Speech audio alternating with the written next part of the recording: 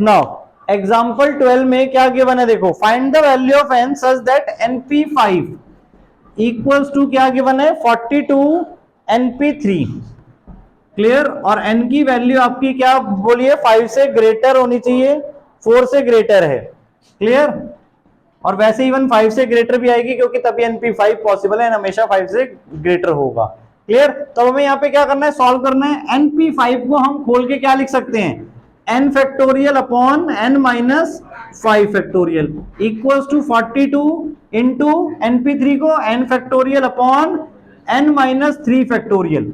अब n factorial तो same है, ये कट ऑफ हो गए, डिवाइड हो गए उधर उधर जाके। नाउ अब ये मुझे बताओ np n माइनस 5 या n माइनस 3 इनमें से बड़ा कौन है, n माइनस 3 बड़ा है, तो जो बड़ा फैक्टोरियल है उसे हम खोलेंगे।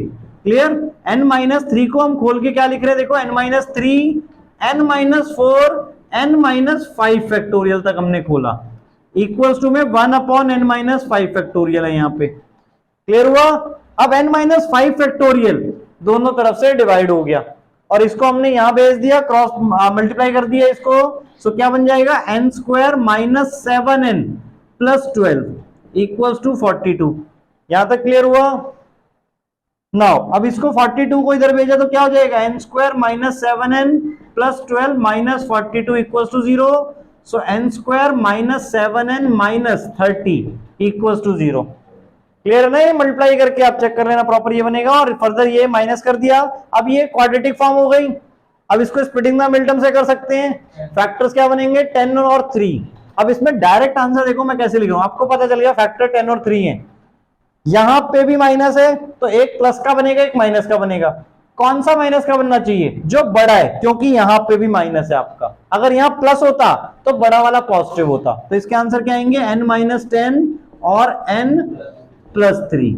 आप सॉल्व करके भी चेक कर सकते हो, थोड़ा सा टाइम लगेगा, अच्छी तरह कॉन्फिडेंट हो जाओगे इन चीजों पे भी, डायरेक्ट स्प्लिटिंग द मिडटर्म कर सकते हो। क्लियर, बट आंसर जरूर एक बार कंफर्म कर लेना, प्रैक्टिस करके अच्छी तरह हो जाएगा। नाउ n की वैल्यू क्या आएगी अब यहाँ पे 10 और माइनस 3, तो 10 माइनस 3 तो नहीं हो सकती। Clear, as n can not be negative, तो therefore n equals to 10। Clear, तो जो स्टार्टिंग में ही बताया था कि n की वैल्यू ग्रेटर देन 5 तो रहेगी रहेगी, तो 10 आ रही है यहां पर आपकी। क्लियर,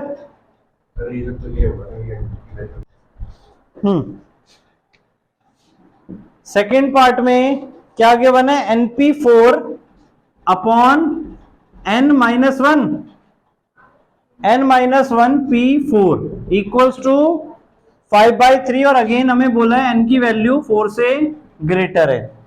क्लियर, सब क्या करेंगे, ऊपर np4 को खोला हमने तो क्या लिखेंगे n factorial upon n minus 4 factorial, upon नीचे वाले को खोल रहे हैं तो n minus 1 factorial upon n minus 1 minus 4 करेंगे तो क्या बन जाएगा n minus 5 factorial equals to 5/3 है।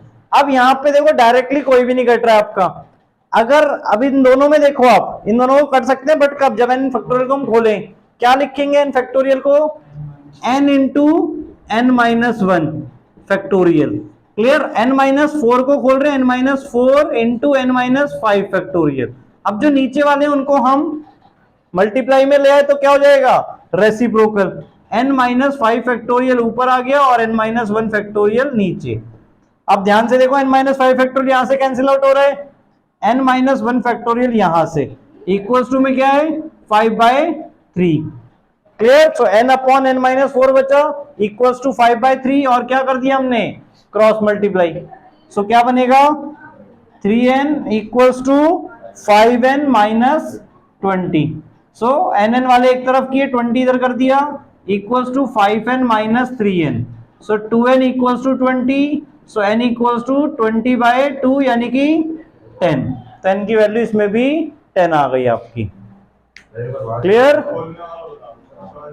देखो जो बड़ा होता है उसे हमें खोलना होता है, अगर हम n फैक्टोरियल और n माइनस 1 फैक्टोरियल में से देखें बड़ा कौन है n फैक्टोरियल, तो बड़ा वाला हमने खोला n into n minus 1 factorial.